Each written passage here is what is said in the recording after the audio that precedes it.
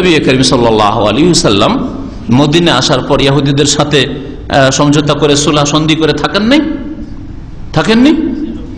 তারপরে নবী সাল্লাল্লাহু আলাইহি ওয়াসাল্লাম চুক্তি ভঙ্গ করেছেন, তারা চুক্তি ভঙ্গ করেছে? তারা চুক্তি ভঙ্গ করেছে। তারা যদি চুক্তিকে ঠিক রাখতো কখনো নবী সাল্লাল্লাহু আলাইহি ওয়াসাল্লাম এরকম চুক্তি ভঙ্গ করতেন না।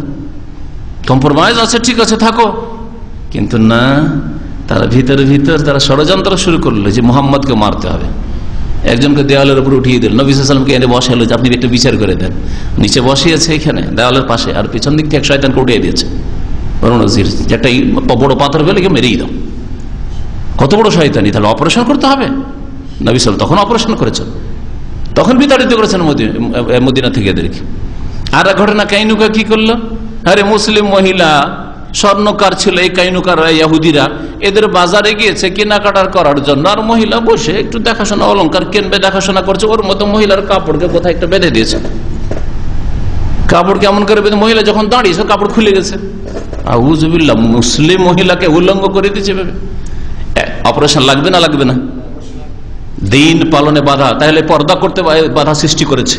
এটা অহদি চরিত্র।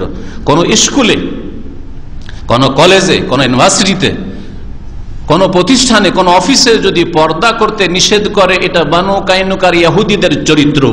এদের গুরু হচ্ছে ইহুদিরা, যাদেরকে নবী করিম সাল্লাল্লাহু আলাইহি ওয়াসাল্লাম বিতাড়িত করেছে, যাদের জন্য বল প্রয়োগ করা হয়েছে মদিনা থেকে, তাদেরকে তাড়িয়ে দেওয়া হয়েছে। জি, এরা মুসলিম দেশে বসবাসের অধিকার রাখে না।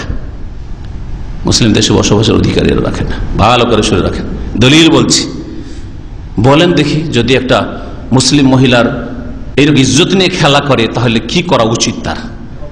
তারপরে নবী সাল্লাল্লাহু আলাইহি ওয়াসাল্লাম তাদেরকে মারেননি, চলে যাও এখান থেকে, তাড়িয়ে দিয়েছেন মদিনা থেকে। তৃতীয়, কুরাইজার অপরাধ, সমঝোতা করে আছে মদিনার ওপর যদি আক্রমণ হয় তাহলে আমরা সবাই মিলে মদিনার হেফাজত করব, আপনার মুসলিমরা, আমরা ইহুদিরা সকলেই করব। ওয়াদা, চুক্তি, এর ওপর সন্ধি হয়ে আছে। আর এইভাবে বসবাস করছেন রাসূলুল্লাহ সাল্লাল্লাহু আলাইহি ওয়াসাল্লাম। চারিদিক থেকে আরব মুশরিক গোত্ররা যখন ঝাঁপিয়ে পড়লো, ঘেরাও করলো মদিনা, পরীক্ষা খন্দকের যুদ্ধ শুরু হলো। এই কুরাইজারা ভিতরে এরাই ডেকে নিয়ে এসছে। প্রথম কথা ডেকে নিয়ে এসছে, আসো তোমরা চারিদিক থেকে আসো, ঘেরাও করো মদিনাকে, মুসলিমদেরকে, আমরা ভিতরে আছি, তোমার জন্য মদিনার ফাটক খুলে দেবো, আর আমরা ভিতর থেকে সাহায্য করব। তোমরা বাইরে থেকে মারবে, আমরা ভিতর থেকে মারবো।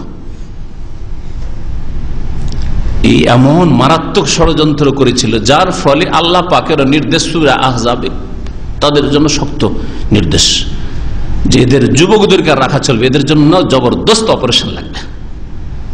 এদের অপারেশন ভালো মতো অপারেশন হইতে হবে।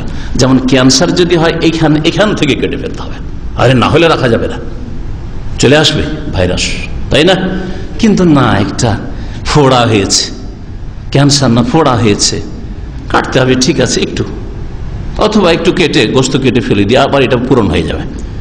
তাহলে যেমন শরীরের রোগের আরোগ্যের জন্য, রোগ ভালো করার জন্য বিভিন্ন রকমের অপারেশন রয়েছে। নবী করিম সাল্লাল্লাহু আলাইহি ওয়াসাল্লাম আল্লাহর হুকুমে এরকম বিভিন্ন রকম অপারেশন করেছেন।